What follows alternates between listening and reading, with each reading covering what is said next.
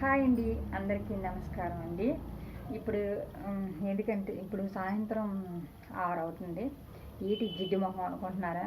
ఉదయం ఎప్పుడో తెల్లవారుజాము 4 గంటలు స్నానం చేసిన మొహం ఇంకవరకు స్నానం చేసుకుంటున్నాం. ఈ అమ్మూర్లో బొట్లు అవి అనుకుంటున్నారా?